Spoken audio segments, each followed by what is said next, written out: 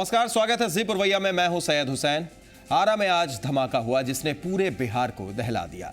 आरा civil court में सुबह 11 बजे एक महिला जाती है और जैसे ही वो लॉकअप के पास पहुंचती है एक धमाका होता है। धमाके में महिला के चिथड़े उड़ जाते हैं और साथ ही एक और शख्स की मौत हो जाती है। कई लोग घायल हो जाते हैं। पूरे देश में ये लहर दौड़ गई कि बिहार में फिदायीन हमला हो गया। लेकिन 2 घंटे बाद बड़े ही इत्मीनान से बिहार के मुख्य सचिव कहते हैं कि एक मामूली घटना थी, कैदियों को छुड़ाने की वजह से यह धमाका हुआ और कैदी भी फरार हो गए। लेकिन सवाल यह कि भले ही ये फिदायीन हमला ना हो, पर इसने कई सवाल जरूर खड़े कर दिए हैं, जिसका जवाब तलाशने की करेंगे हम कोशिश और जानेंगे आपकी भी राय। तो चलिए शुरू करते हैं। आरा में धमाका, दहला बिहार।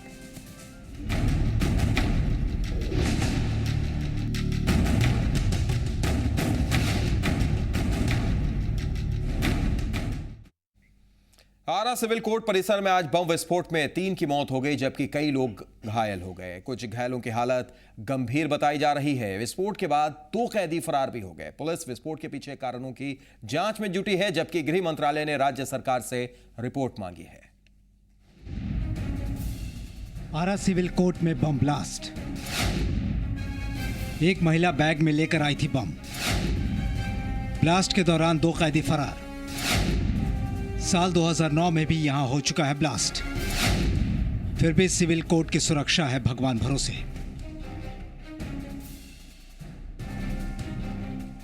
आरा सिविल कोर्ट में शुक्रवार को हुई घटना नई नहीं है, सिर्फ तारीख बदली है। नई तारीख में हुई मौतों ने हालांकि ज्यादा असर किया है।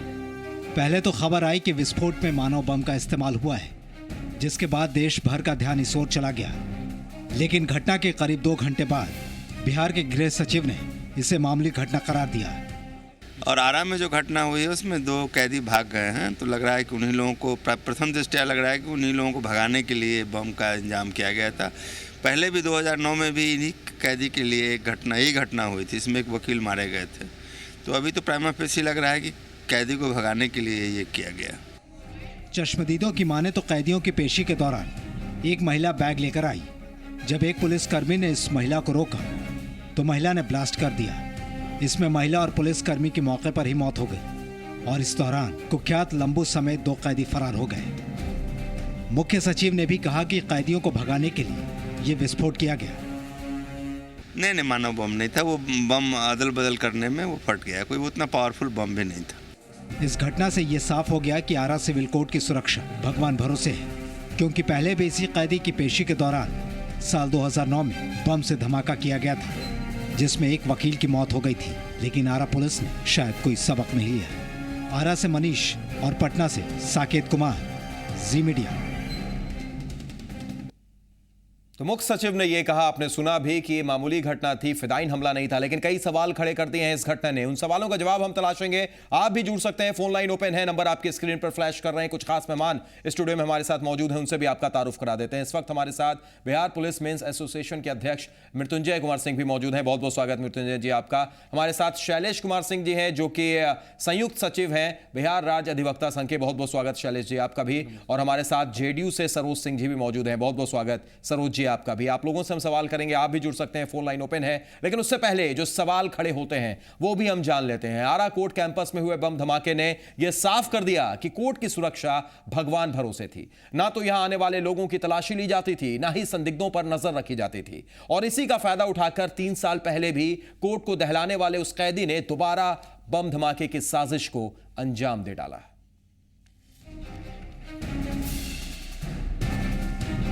कोर्ट कैंपस में धमाके का मंजर और अस्पताल में घायलों की चीख पुकार। शुक्रवार को अपने अपने काम से आरा सिविल कोर्ट आए इन लोगों को ये कहां पता था कि वे कैदी के जेल से बाहर आने की खतरनाक साजिश का शिकार बन जाएंगे। बताया जा रहा है कि कोर्ट कैंपस में धमाके का मास्टरमाइंड लंबू शर्मा नाम का वो कैदी था, जो धमाके के बाद अखिलेश उपाध्याय नाम के एक दूसरे कैदी के साथ कोर्ट हाजत से भागने में कामयाब रहा। इसमें एक महिला की मृत्यु हो गई है, एक कांस्टेबल की भी मृत्यु हुई है। और इस घटना में प्राइमा फेसी जो बात आ रही है, लंबू शर्मा नाम का एक अभियुक्त जो किसी मामले में पेश होने के लिए यहाँ पर आया था, वो भागने में सफल रहा। एक अखिलेश उपाध्याय भी भागने में सफल रहा है। ये दोनों लोग पीरो के हैं।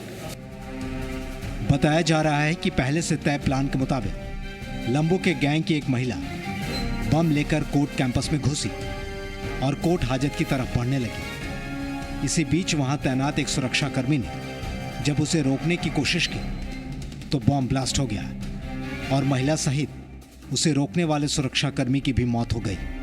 कुल 16 लोग घायल हो गए।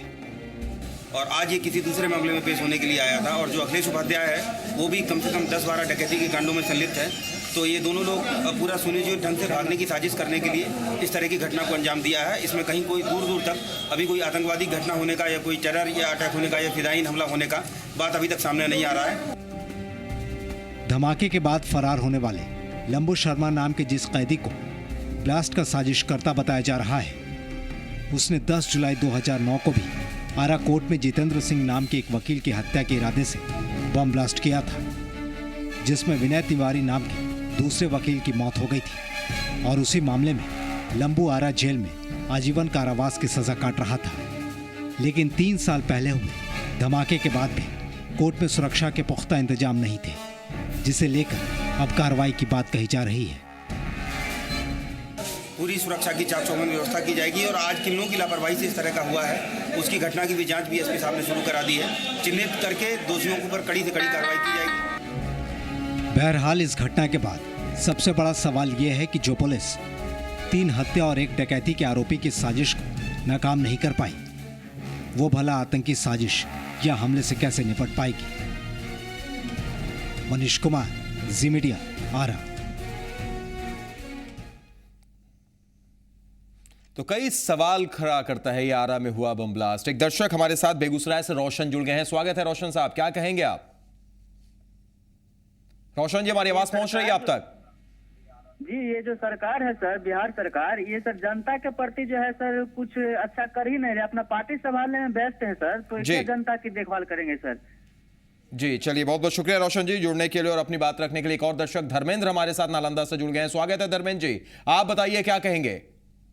सर, ऐसा लग रहा है कि जैसे कि जदयू और ये अभी आरजेडी दोनों एक होने के बाद नहीं लग रहा है कि आतंकी का जात मतलब यहाँ के जंगल राज पुनः प्रारंभ हो गया है। चलिए, शुक्रिया जुड़ने के लिए और अपनी बात रखने के लिए। तो जनता जो जुड़ रही है सरोज जी, सीधा निशाना सरकार पर ही है। सीधा निशाना यही है कि सरकार कहीं ना कहीं चूकी है। यह सवाल इसलिए भी लाजमी होता है सरोज जी। ठीक है, यहां पर फिदायीन हमला नहीं हुआ, हालांकि अभी तक इसकी कह सकते हैं कि जांच चल रही है, अभी कहना कुछ भी जल्दबाजी होगा, लेकिन फिर भी कोर्ट के अंदर में पुलिस मौजूद रहती है, उसके बाद भी वहां पर पहुंच जाती है महिला, बम लेकर पहुंचती है, इस तरीके की घटना होती है। इससे पहले खुफिया एजेंसी ने भी, आईबी ने भी कई तरीके के अलर्ट जारी किए थे। उसके बावजूद ऐसी घटना होना कहीं ना कहीं सरकार पर एक सवाल तो खड़ा करती है, जो दर्शक भी पूछना चाह रहे हैं। सरोज जी, देखिए, निश्चित रूप से ये घटना दुखद घटना है। इसके जितना भी निंदा की जाए कम है। जहां तक आपके माध्यम से भी हमको देखने को मिल रहा है, लोग जैसा बता भी रहे हैं, सरकार के जो अफसर हैं जो कर रहे हैं काम, जो प्राइम फेसी जो पता चल रहा है, ये पुलिस चेक वहां कर रही है। जो भी सुरक्षा में जो लोग थे वहां उनकी जांच कर रही थी। जांच करने के दरमियान में ये उनके साथ जो बैग था, बैग को क्वेरी करने में जो है ये ब्लास्ट हुई है।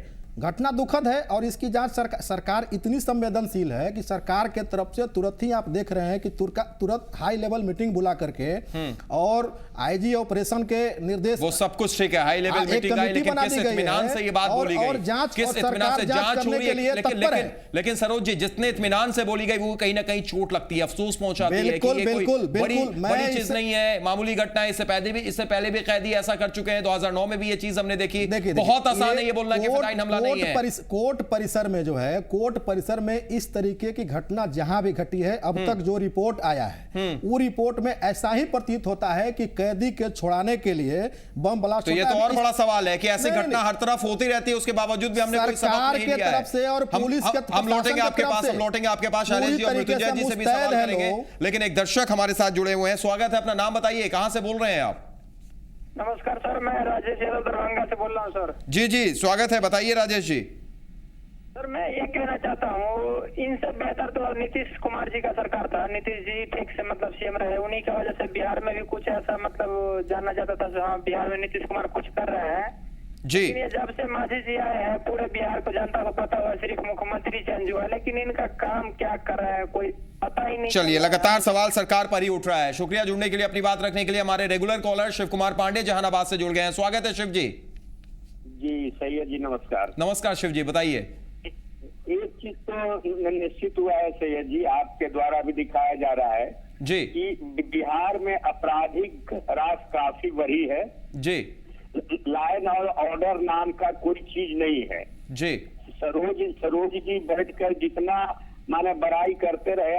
अभी अभी आधा घंटा पहले मैंने देखा कि बांका के एक बैंक में दिन दहाड़े गोली चल रही है जी लूट हो रही है। इसलिए यहाँ लाइन ऑर्डर जब से ये लालू जी के साथ इनका संबंध माननीय सरोज जी का हुआ है ना जी, तब से अपराध का ग्राफ और अभी चाहते हैं कि अपराधी के बदौलत हम पुनः सरकार में आए। इससे अपराध चलिए बिल्कुल शिव जी, शुक्रिया जुड़ने के लिए और अपनी बात रखने के लिए। निश्चित तौर पर यह तो बात राजनीति की है, लेकिन आज राजनीति की बात ना करना ज्यादा मुनासिब होगा, ज्यादा बेहतर होगा। एक दर्शक गौतम हमारे साथ पटना से जुड़ गए हैं। गौतम जी बताइए, आप क्या कहेंगे?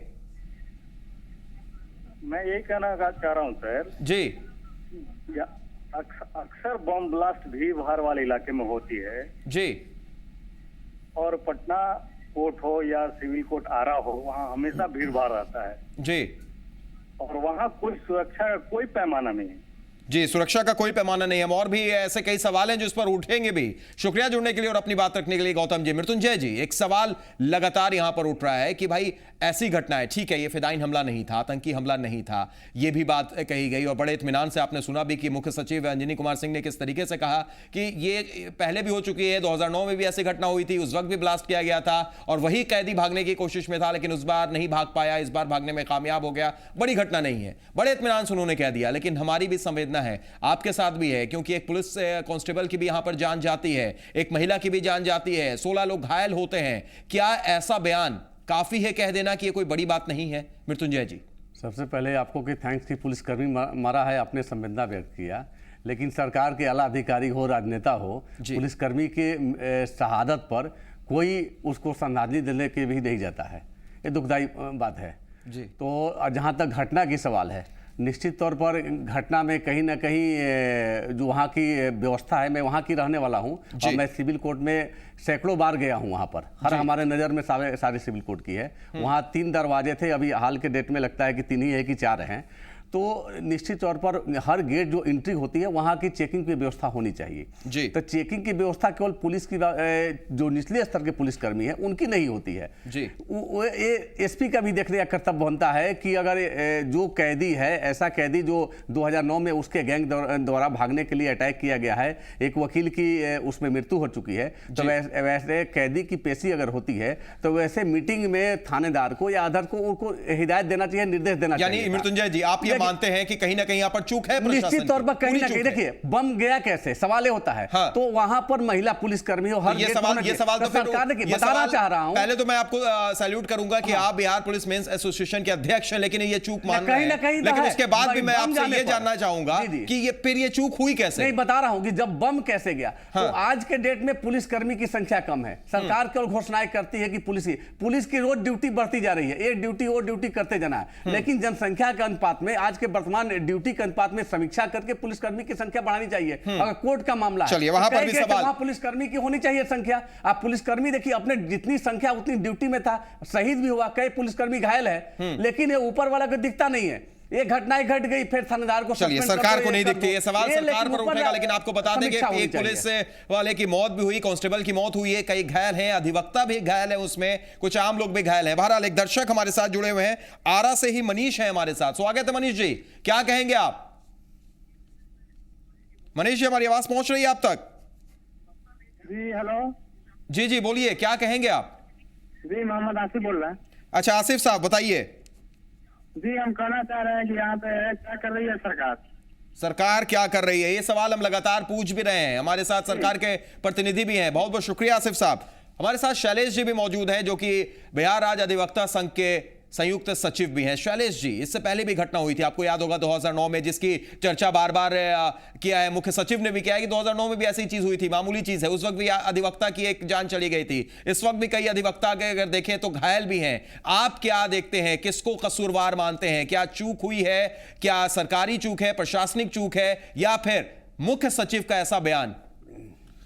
सबसे पहले मैं आरा के उन इंजर्ड को संवेदना व्यक्त करता हूं और जो सिपाही मृत है उसके प्रति नमन करता हूं, कि उसने अपनी ड्यूटी निभाई।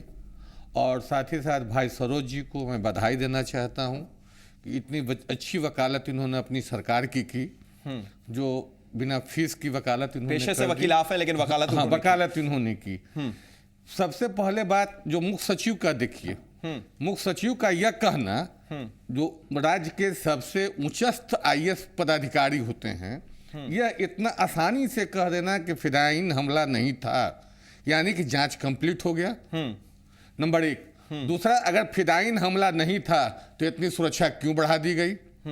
नंबर तीन, कि यह कहना कि बम जांच हो रहा था तब ब्लास्ट हुआ, तो अदला बदली हो रही थी बम की, तब ब्लास्ट हुई। नहीं कैरी के दरमियान बीच में ना बोले, आपको भी समय मिल जाएगा।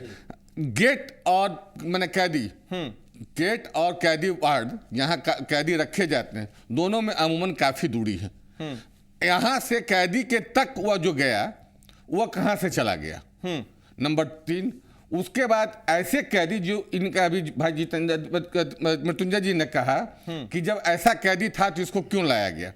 इसके लिए व्यवस्था भी जेल में थी वीडियो कॉन्फ्रेंसिंग का। एग्जैक्टली या वीडियो कॉन्फ्रेंसिंग हो सकता था वो कैदी का, जब 2009 में नंबर एक वो कर चुका था। अब रही बात कि ये जो इनके पास जो मृत्युंजय जी ने कहा कि बल की कमी, वह आज नहीं बहुत पुराने समय से बल की कमी चली आ रही है। सिपाहियों की कमी एक मैंने राजनेता के पास मैंने 3-3 दर्जन 4-4 दर्जन जो है कि पुलिस कांस्टेबल जो है कि बॉडीगार्ड में लगा हुआ है, सिक्योरिटी में लगा हुआ है। और ये सिक्योरिटी में भी व्यवस्था का दोष यहाँ देख लीजिए कि इनके लाइन से पैसा देकर जाता है लोग और उसकी पोस्टिंग होती है। एक ये लोग चॉइस पोस्टिंग लेते हैं, जात के नाम पर, रिश्ते के नाम पर, तरह तरह के नाम से ये लोग लेते हैं। तब रही बात कि जहां तक ये घटना की बात है, घटना सिर्फ आरा में नहीं हुई, घटना पटना सिविल कोर्ट में भी हुई थी। रावण नामक कैदी मारा गया था नौबतपुर का, उसके बाद ये सिक्योरिटी बना। फर्स्ट पटना ही में जो है कि ये हुआ, इसके पहले भागलपुर में घटना हुई थी। सरकार ने सबक लिया कहाँ है? सरकार ने सबक लिया कहाँ है सरोज जी? बड़ा सवाल, सरकार ने सबक लिया कहाँ है? बिल्कुल आएंगे, हम आएंगे शैलेश जी आपके पास दोबारा भी आएंगे। सरोज जी से सवाल इसलिए क्योंकि लगातार दर्शक भी ये सवाल पूछ रहे हैं। मृत्युंजय जी ने भी यही बात बोली है कि भाई वो कहां से सिक्योरिटी देंगे, कहां से सुरक्षा की अच्छी व्यवस्था होगी, बल तो उनके पास है ही नहीं। देखिए शैलेश जी ने जो कहा कि नेताओं के पास, अफसरों के पास सिक्योरिटी में है, तो ठीक है, वो एक अलग इशू है। अलग इशू नहीं, अलग नहीं, में से वहां पर अलग सुनिए, अलग इशू नहीं, पूरी बात कर लें दीजिए। वो एक अलग, मेरे पास भी बॉडीगार्ड था, अलग इशू, मेरे पास भी बॉडीगार्ड था, मैंने बॉडीगार्ड लौटा दिया। शैलेश जी जो बोल रहे हैं, हो सकता है उनका कोई व्यक्तिगत मामला हो कि उनका बॉडीगार्ड वापस हो गया। नहीं, वापस नहीं हुआ, मैंने नहीं कहना चाहता हूँ, मुद्दे पर रहेंगे, इसीलिए मैं बोल रहा हूँ बॉडीगार्ड के इशू पर मैं बात नहीं करना चाहता हूँ। वो एक अलग इशू है, उनका ड्यूटी भी कहीं पर है, बॉडीगार्ड का भी ड्यूटी है, तभी तो है। आप बहाली करेंगे नहीं, आप बॉडीगार्ड वापस लेंगे नहीं, तो कैसे बल बढ़ेगा, कैसे आम लोगों की सुरक्षा होगी? बहाली का जो प्रक्रिया है वो सरकार की एक अलग प्रक्रिया है। सरकार अपने सिस्टम के हिसाब से, समय के हिसाब से, पोस्ट के हिसाब से बहाली करती है। लेकिन सबसे बहाली हो जाती है। शैलेश जी, मैं बोल रहा था, आप हमको बोल रहे थे, लेकिन हम बोल रहे थे, आप ही मत बोलिए। मैं ये कह रहा हूं कि वो एक अलग है प्रक्रिया, बहाली का प्रक्रिया। सबसे बड़ी जो इंपॉर्टेंट बात है कि ये चूक की बात है, चूक हुई कैसे? अगर जो वहां पर ड्यूटी में थे तो वो कैसे बम लेकर चले गए? इसका मतलब है, इसका जवाब कौन देगा? इसका जवाब कौन देगा? इसका जवाब सरकार देगी, विपक्ष देगा, आम जनता देगी, पत्रकार देगा, कौन जवाब देगा? सैयद साहब, इसका जवाब सरकार दे रही है। सरकार के मुख्य सचिव ने यह कहा है, बड़े इत्मीनान से प्राइम नहीं, आप सुनिए उनके बयान को, आप सुनिए। प्राइम ऑफेसी ये लगता है कि कैदी के छुड़ाने के लिए, तो इस सबको ऐसा है। अभी तक जितने जो सिविल कोर्ट या कोर्ट में जितने भी मैटर इस तरीके की जो घटनाएं घटी है, वो तो शैलेश जी ने एक बात बोली थी उस कैदी के बारे में, जब आपको पता है कि वो कैदी खुखार कैदी है, 2009 में ऐसा कर चुका है, तो क्यों नहीं वीडियो कॉन्फ्रेंसिंग के तहत उसकी पेशी हुई? सैयद साहब, बिल्कुल ये सही बात इनका जो कहना है शैलेश जी का, शैलेश जी बिल्कुल सही बात बोल रहे हैं कि अगर इस तरीके का कैदी जब कोर्ट में आते, इसमें अवेयरनेस की बात है, जानकारी का अभाव है। अगर कोर्ट में बैठे जो लोग हैं उनको जानकारी चाहिए, उनको इस करना चाहिए कि जो कोर्ट से इस तरीके के जो कैदी जाते हैं। चलिए सरोज जी, लगातार हमें ब्रेक के लिए हमें रोकने के लिए कहा जा रहा है, ब्रेक लेने के लिए कहा जा रहा है। हम रुकेंगे एक छोटे से ब्रेक के लिए, तुरंत लौटते हैं, चर्चा हमारी जारी रहेगी। फोन लाइन ओपन है, आप जुड़ सकते हैं और अपनी राय दे सकते हैं। लेकिन जब ब्रेक से लौटेंगे तो एक आपको यह भी हम बताएंगे कि कैसे यहां पर अपराध और नक्सल का कॉम्बिनेशन भी देखने को मिल रहा है। छोटा सा ब्रेक, तुरंत लौटते हैं।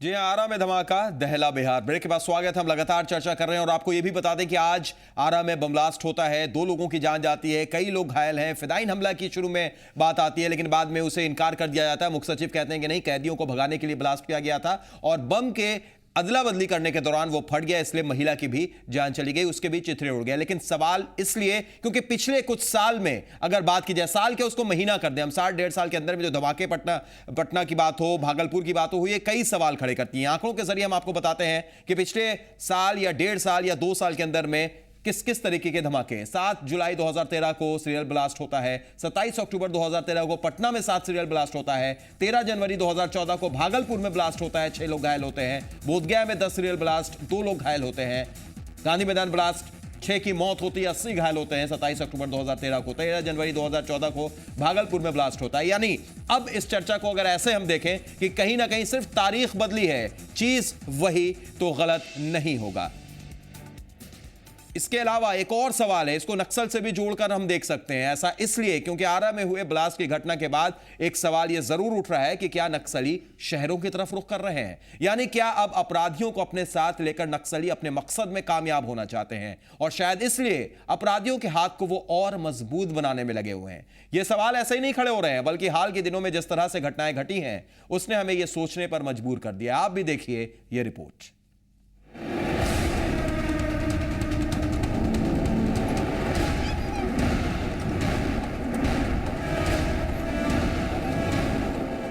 बिहार के 3 जिले ऐसे हैं जहां कानून के हाथ छोटे पड़ जाते हैं। ये जगहें बेशक बिहार सरकार की हुकूमत में हैं, पर यहां राज कोई और करता है। औरंगाबाद, गया और जमुई में लाल आतंक का खौफ कुछ ऐसा है कि यहां लोकतंत्र की रूह कांप उठती है। इन तीनों जिलों को देश के सबसे ज्यादा नक्सल प्रभावित इलाकों में गिना जाता है। पर बिहार की समस्या यही खत्म नहीं होती। वो जमाना गया जब बिहार के ऊपर लाल साया मंडराता था। अब हकीकत यह है कि बिहार में लाल आतंक लहरा रहा है।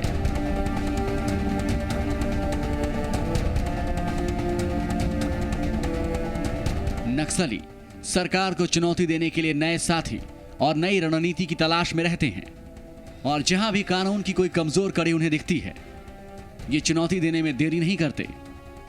बिहार में बढ़ रही आपराधिक घटनाएं इस ओर भी इशारा करती हैं कि कोई है जो उन्हें शह दे रहा है।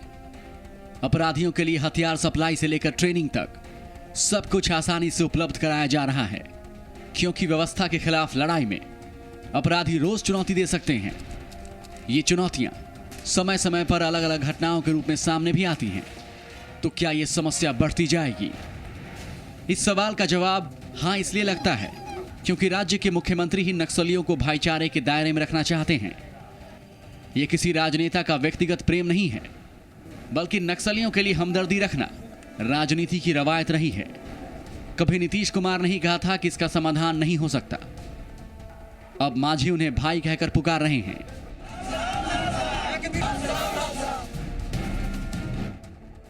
इन सारी बातों का नतीजा हाजीपुर में भी देखने को मिला। नक्सलियों ने बिहार की राजधानी से महज कुछ मिनट की दूरी पर खुलेआम शहादत दिवस मनाए। यानी सरकार के सामने सरकार बनने के रास्ते पर निकल चुके नक्सली अब शहर के अपराधियों तक पहुंच बनाने की कोशिश में हैं। लाल आतंक के नुमाइंदे हर उस कमजोर कड़ी को अपने पक्ष में करते हैं जो सरकार के खिलाफ हो।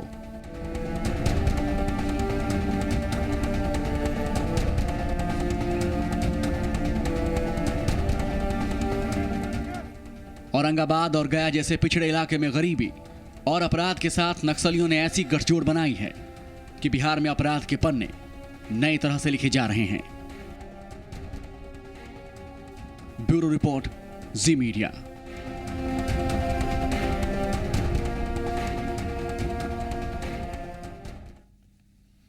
तो इससे भी नहीं नकारा जा सकता है कि नक्सलियों और अपराधियों के बीच में एक कॉम्बिनेशन है और इस कॉम्बिनेशन की वजह से भी इस घटना को अंजाम दिया गया होगा। हालांकि कई ऐसे सवाल हैं जो खड़े होंगे, लेकिन फिलहाल जब तक जांच रिपोर्ट नहीं आती है तब तक कुछ भी कहना जल्दबाजी होगी। एक दर्शक हमारे साथ जयप्रकाश जुड़ गए हैं, स्वागत है आपका।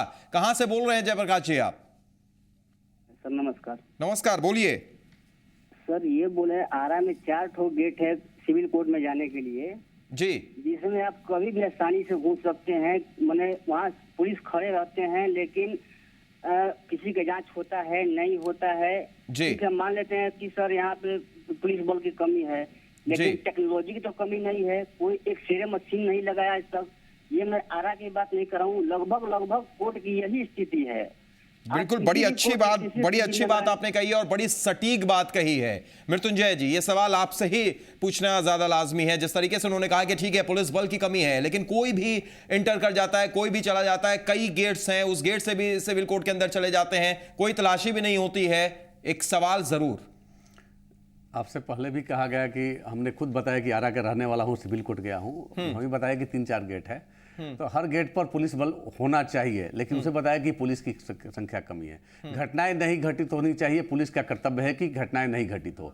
अब उसका कर्तव्य घटनाएं घट गई है, तो घटना में शामिल कौन सा गैंगस्टर है, कौन सा गैंग है, मेटल डिटेक्टर वहां पर रहता। 4 गेट है ना, 4 गेट ऐसे कई कलेक्ट्रेट है। कल घटना कलेक्ट्रेट घट जाएगी, कल किसी मॉल में घट जाएगी, एक नहीं है। अब सबसे घटनाएं मतलब कहीं सेफ नहीं है, यही चीज आप कहना चाह रहे हैं? मेरा कहने का आशय वो नहीं है, मेरा कहने का आशय घटनाएं नहीं घटनी चाहिए। घटनाएं घट गई है तो पुलिस का है कि उसकी तहकीकात करना, उसकी गैंग की कौन कौन संलिप्त है, साजिश करता कौन है, भागे हुए अपराधी को पकड़ना और पकड़ के उसको सजा दिलाना और उसका उद्भेदन करना, ये अब पहला कर्तव्य है। और आप केवल बार बार अटैक करते हैं कि फिदायनी हमला फलना, कोई हमला नहीं है। एक गैंगस्टर है, कोई गैंग है, पहले भी प्रयास कर चुका है। ठीक है, और यानी अपराधियों का कहीं ना कहीं उससे बड़ा सवाल कि लॉ एंड ऑर्डर फिर क्या है आपका? तब आपके लॉ एंड ऑर्डर पर सवाल आता है कि किस तरीके की कानून व्यवस्था है कि लगातार ऐसी घटनाएं हो रही हैं। अगर दिल्ली में, अमेरिका में, फ्रांस में घटनाएं घट गई, इसका मतलब वहां कोई सरकार मृत्युंजय जी माफ कीजिएगा, जो फ्रीक्वेंसी हम देख रहे हैं, लगातार एक के बाद एक इस तरीके की घटनाएं हो रही हैं, तो उसको फिर आप दूसरे रास्ते कैसे, दूसरे शहर, दूसरे कंट्री, दूसरे रास्ते कैसे कम कर आपने बोला कि नहीं, सिस्टम का पार्ट का है कि कहीं भी घटनाएं घट सकती है, घटना नहीं घटनी चाहिए, उसके बाद की मृत्युंजय जी हो या मृत्युंजय जी की सरकार हो या मृत्युंजय जी जब सरकार में पलटते रहते हैं, जब इनकी सरकार बदलती है उसके राजनीति हम नहीं कर रहे हैं, नहीं उसके साथ रहते हैं, चूंकि ये सत्ता के आदमी नहीं है, ये प्रशासन के आदमी हैं। हम ये कहना चाहते हैं कि आप उद्भेदन की बात क्यों करते हैं? हाँ, आप रोकने की बात क्यों नहीं करते? प्रिवेंशन क्यों नहीं करते? प्रिवेंशन क्यों नहीं करते?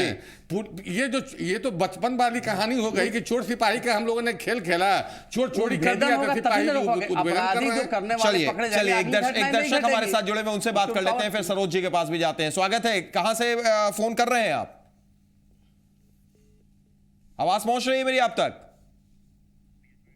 तो लगता है कि फिलहाल उनसे हमारा संपर्क टूट गया। सरोज जी, एक बड़ा सवाल लगातार बार बार खड़ा हो रहा है कि ठीक है फिदायीन हमला नहीं है ये। मृत्युंजय जी ने भी बोला कि आप मत बोलिए फिदायीन हमला, क्योंकि वहां पर मुख्य सचिव ने भी इस बात को बोल दिया है कि ये सिर्फ कैदियों को भगाने की कोशिश की गई थी। कोशिश क्या, उसमें तो कामयाबी मिल गई, कैदियों को भगाने के लिए बम धमाका किया गया था। लेकिन क्या लॉ एंड ऑर्डर हमारा इतना खराब है? देखिए सैयद साहब, फिदायीन हमला है या नक्सली हमला है, ये अभी हम कैसे कर सकते हैं?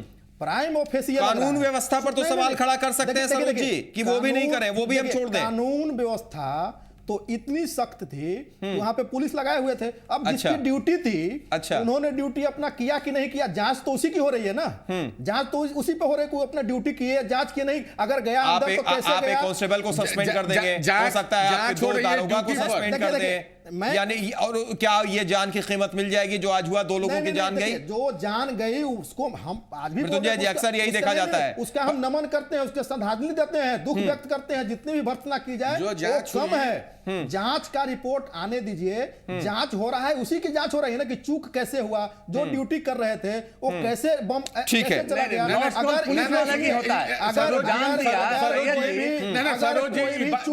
अगर पुलिस वाला का चूक क्या देखिएगा? मैं पूरे विश्वास के साथ कहना चाहता हूं, सरकार को हम एक काम करते हैं, हम सरकार को क्लीन चिट दे देते हैं और पुलिस को पीछे सलाखों के पीछे पुलिस को ही भेज देते हैं।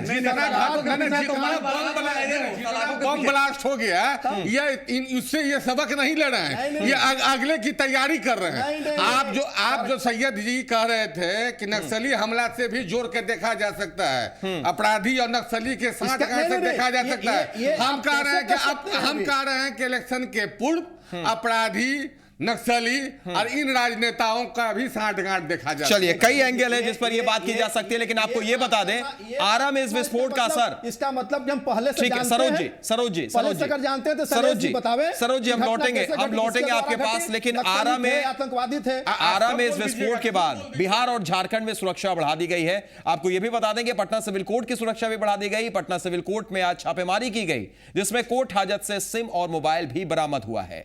इस घटना के बाद एसएसपी ने 3 दारोगा और 1 सिपाही को सस्पेंड भी कर दिया है। तो जो बात हम कर रहे थे कि सस्पेंशन कर देना कोई बड़ी बात नहीं है, वही हुआ है पटना सिविल कोर्ट में भी। वहां पर दारोगा और कांस्टेबल को सस्पेंड किया गया है। पाया गया कि काफ़ी सारे जो आपत्तिजनक सामान थे वो भी कोर्ट इसमें हाजिर में पहुंच रहे। अभी जो जांच किया गया उसमें 2 सिम, 1 मोबाइल फ़ोन बरामद किया गया। इसके फिर इसमें काफ़ी बड़ी संख्या में जो खाने का डिब्बा है, कुछ अन्य कपड़े इत्यादि है, बैग इत्यादि है, वो अंदर से बरामद हुआ है। जो सिम मिले हैं दोनों और जो मोबाइल हुआ है बरामद, उसके उन दोनों के लिए केस दर्ज किया जा रहा है। फिर उनके पास से मिले गाड़ी बंद कर। यहाँ पे जो सदर कोर्ट प्रभारी और जो सेशन कोर्ट प्रभारी हैं उनको तत्काल प्रभाव से निलंबित कर दिया गया है। तो पटना सिविल कोर्ट में भी छापेमारी की गई, हाजत में सिम पाया गया, मोबाइल पाया गया, जिसके बाद दारोगा को सस्पेंड कर दिया जाता है, कुछ कांस्टेबल को सस्पेंड कर दिया जाता है। लेकिन सवाल यह कि आखिर ये चीज बाद में क्यों होती है। आपको यह भी बता दें कि मुख्यमंत्री जीतन राम मांझी ने आराम हुए ब्लास्ट पर इसे प्रशासनिक चूक मानी है। उन्होंने कहा है कि इस घटना की जांच आला अधिकारी कर रहे हैं, साथ ही अधिकारियों को सख्त निर्देश देते हुए इस तरह की घटनाओं को रोकने को भी कहा है। सीएम ने कहा कि इस तरह की घटना से सरकार की छवि धूमिल हो रही है। तो एक बार फिर राजनीति पूरी तरीके से, आप यह भी समझिए कि मुख्यमंत्री ने भी ये कह दिया, अपने आप को क्लीन चिट दे दी और कहा कि प्रशासनिक चूक है। पूरा बयान हम सुना रहे हैं आपको। ये घटना हम समझते हैं कि हमारे प्रशासन के लिए एक चुनौती की बात है।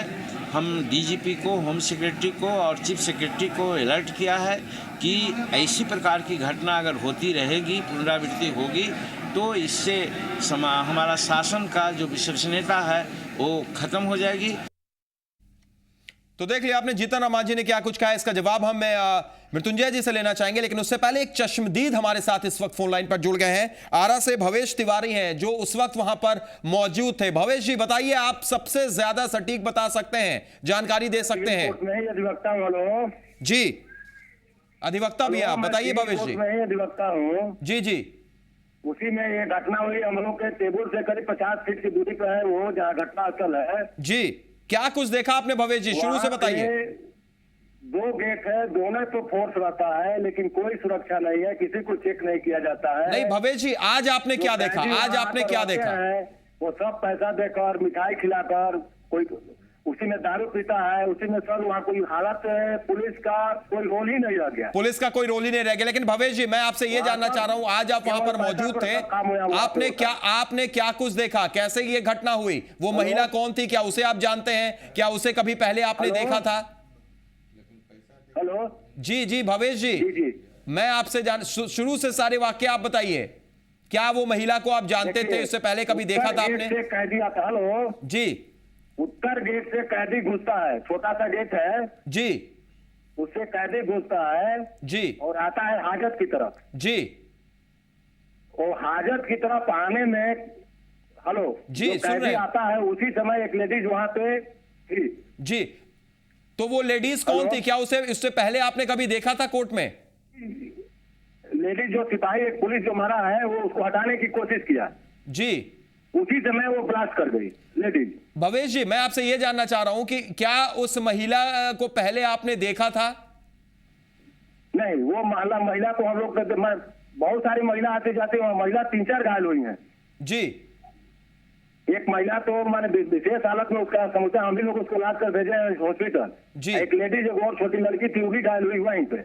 जी, तो भवेश जी, आपको क्या लगता है वहां पर जब धमाका हुआ तो क्या धमाका किसी से टकराने की वजह से हुआ या खुद उसने उड़ा लिया? कुछ आपको समझ में आया ऐसा? वो जो सिपाही कांस्टेबल जो मारा है उसको हटाने की कोशिश किया। जी, हटाने की कोशिश में वो ब्लास्ट कर गई।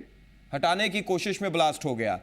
चलिए, बहुत बड़ी जानकारी आपने दी है भवेश जी, शुक्रिया हमारे साथ जुड़ने के लिए और अपनी बात रखने के लिए। मृत्युंजय जी, यानी कहीं ना कहीं देखा जाए अभी भी उस एंगल से इनकार नहीं किया जा सकता। हो सकता है कि हटाने में बम में हाथ लगा हो, बम फट गया हो, या यह भी हो सकता है कि जब हटाने की कोशिश की गई होगी, जब जानकारी लेने की कोशिश की गई होगी तो उसने उड़ा लिया। बहरहाल वो जांच का विषय है। लेकिन उससे पहले जो आपने ये देखा कि पटना सिविल कोर्ट में आज छापेमारी की जाती है, वहां पर सिम मिलता है, मोबाइल मिलता है, ऐसी कई घटनाएं इससे पहले भी अलग अलग जगहों में भी हम देख चुके हैं। लेकिन उसके बाद सस्पेंड कर दिया गया दारोगा को। आपने मुख्यमंत्री का भी बयान सुन लिया मृत्युंजय जी, उन्होंने भी सीधे तौर पर इल्जाम प्रशासन ही पर लगाया, चूक मानी और कहा कि जांच होगी। यानी जांच के बाद हो सकता है वहां पर भी किसी को सस्पेंड कर दिया जाए।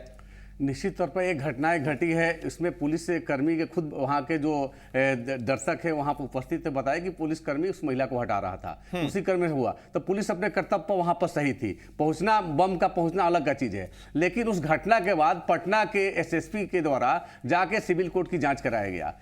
तब मैं पूछना चाहता हूँ कि कई जिले के एसपी जाके जाँच करते हैं, आज घटनाएं घटी है जाके जाँच करते हैं। क्या आरा के एसपी की पोस्टिंग इतने दिन हो गई है, सिविल कोर्ट में कितने दिन जाँच करने गए हैं? तो केवल नीचे के पुलिस पर ठिकड़ा फोड़ देना, नीचे के पुलिसकर्मी पर सस्पेंड कर देना, कार्रवाई कर देना, सारी तो लोग हमारी है। शहीद हम होते हैं, मारे हम जाते हैं, और उस घटना घटने के बाद कार्रवाई हम भी पहुंची। शहीद हम होते हैं, मारे हम जाते हैं, कार्रवाई करती है। अगर वहां के दरोगा, अगर सिपाही अगर असफल है तो एसपी क्यों नहीं है? क्यों नहीं कार्रवाई? बड़ा सवाल है कि और मैं बताना चाहता हूं, बड़ा सवाल है कि दारोगा सस्पेंड होते हैं, सिपाही सस्पेंड होते हैं, क्यों नहीं गाज मंत्री पर गिरती है? क्यों नहीं गाज किसी सरकारी अमले पर गिरती है? देखिए, जितने भी चाहे सिविल कोर्ट हो, जेल हो, जितने भी इस तरीके के सारे जो सरकार के जितने भी जो व्यवस्था है इस तरीके का, जेल, सिविल कोर्ट, इसमें सारे लोग पुलिस के ही लोग ड्यूटी करते हैं। और पुलिस के लोग ड्यूटी करते हुए भी आप आम दिन सुनते होंगे कि जेल में, लेकिन वो तो आज अपना कर्तव्य निभा रहा था। अगर आज की इस घटना को हम देखें तो वो कर्तव्य निभा रहा था। मैं वही बात कहना चाहता हूं ना, आपसे ये पूछना हम चाहते हैं कि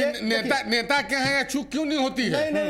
ये जेल में ही होती है, कोर्ट में होती है। ये सुरक्षा में सिपाही नेता के यहाँ रहते हैं, नेता के यहाँ क्यों नहीं होती है? नहीं, उनको सुरक्षा का जिम्मेवारी दिया गया है। अगर उस सुरक्षा में चूक निश्चित रूप से हुई है, ये हमें भी लगता है। और हमारे जो मुख्यमंत्री का बयान भी सुने होंगे कि अगर किसी तरीके से चूक, चलिए ठीक है सर, जो चूक है चाहे वो प्रशासनिक चूक है, लेकिन प्रशासनिक चूक में अक्सर देखा जाता है कि दारोगा सस्पेंड हुए, कांस्टेबल सस्पेंड हुए, क्यों नहीं किसी मंत्री पर गाज गिरती है? क्यों नहीं मुख्यमंत्री अपने आप को कसूरवार मानते हैं, अपने ऊपर में जिम्मेदारी लेते हैं? कई ऐसे सवाल हैं जो सरकार नक्सली हमला हुआ, एक दर्शक जुड़े हुए हैं, उनसे हम बात कर लेते हैं, फिर ब्रेक के लिए भी रुकने की मजबूरी हो जाएगी। कहां से कर रहे हैं आप फोन?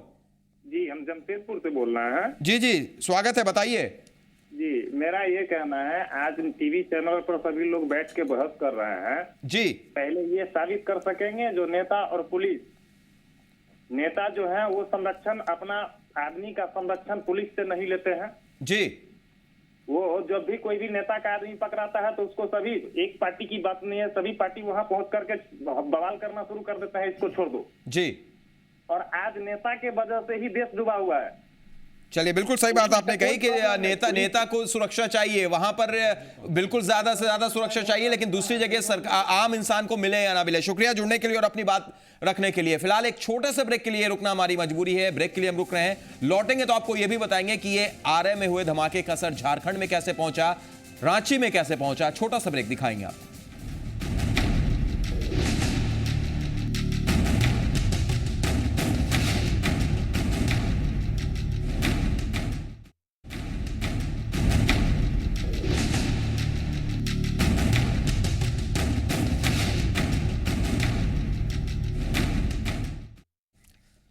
जी, आरा में धमाका, दहला बिहार, लेकिन आरा सिविल कोर्ट में धमाके के बाद झारखंड में भी इसका असर देखा जा रहा है। झारखंड में भी अलर्ट जारी है। झारखंड पुलिस ने हाईकोर्ट परिसर की सुरक्षा व्यवस्था को और भी चौकस कर दिया है। वैसे तो यहां पहले से ही एहतियातन सुरक्षा के कदम उठाए जाते रहे, लेकिन आरा वारदात के बाद निगरानी और सख्त कर दी गई है। हाईकोर्ट की मौजूदा सुरक्षा व्यवस्था का जायजा लिया जी मीडिया संवाददाता सनी शारद ने।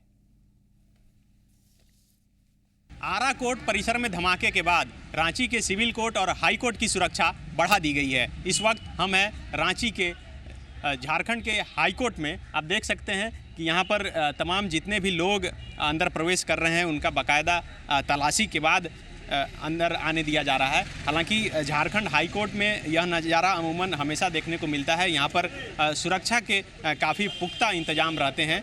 जितने भी लोग आते हैं उनके सामानों की तलाशी होती है, उनके शरीर के तलाशी होती है, और उसके बाद ही कहीं ना कहीं एंट्री होने दिया जाता है। यदि कैमरे के साथ मीडिया पर्सन भी आते हैं तो उनके कहीं ना कहीं पहचान पत्र की तलाशी होती है और उसके बाद अंदर आने दिया जाता है। आप देख सकते हैं कि जो सामान है, जो थैले या बैग लेकर लोग आ रहे हैं, उनके बैग की तलाशी हो रही है और उसके बाद लोग यहाँ से अंदर प्रवेश कर सकते हैं। यहाँ पर तमाम सुरक्षा के पदाधिकारी मौजूद हैं। सर बताइएगा कि कितना सुरक्षा मजबूत है आपका?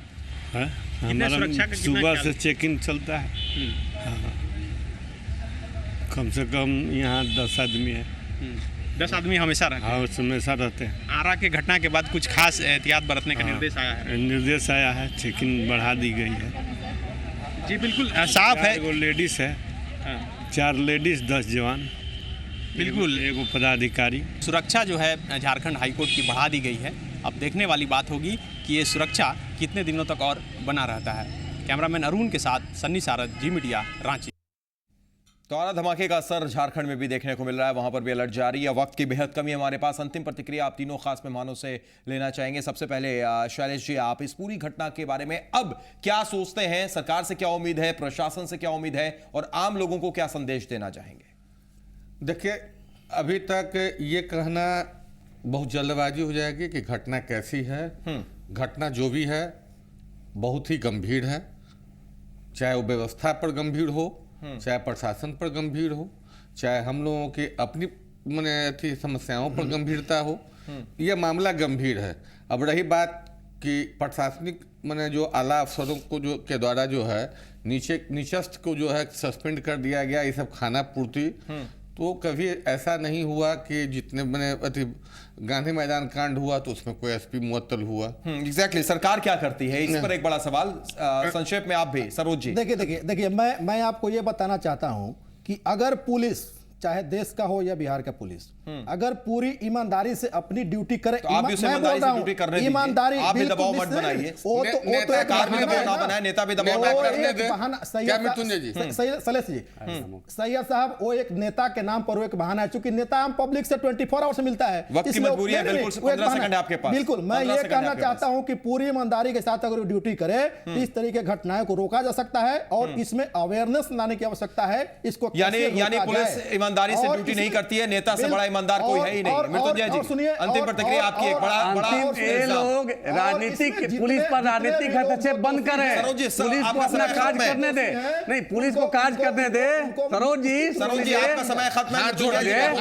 आप लोग पुलिस पर राजनीतिक हस्तक्षेप बंद करें, पुलिस को स्वतंत्र रूप से काज करने का ले। पुलिस बेहतर है, बेहतर कम संसाधन में, कम संख्या में बेहतर काज कर रही है। और जो आरा की घटनाएं घटी है, इसका कर्तव्य है कि इसका उद्भेदन करे, भागे अपराधी को पकड़े, साजिशकर्ता को करेंगे कि जांच रिपोर्ट आए और जांच रिपोर्ट के अलावा आपकी इजाजत से इन दोनों को चलिए, वक्त की मजबूरी। आप तीनों मेहमानों का बहुत बहुत शुक्रिया। सरोज जी आपका भी शुक्रिया, शैलेश जी आपका भी शुक्रिया, और मृत्युंजय जी आपका भी बहुत बहुत शुक्रिया। आप तमाम दर्शकों का भी शुक्रिया कि आप हमारे साथ जुड़े। एक बार फिर हम आपको बता दें कि आरा में जो घटना हुई है उसकी संवेदना प्रकट करता है जी पुरवैया, लेकिन हमें उम्मीद है कि आने वाले वक्त में शायद इससे कुछ सबक लिया जाए। सरकार और प्रशासन पर जो सवाल उठ रहे हैं उससे वो सबक ले।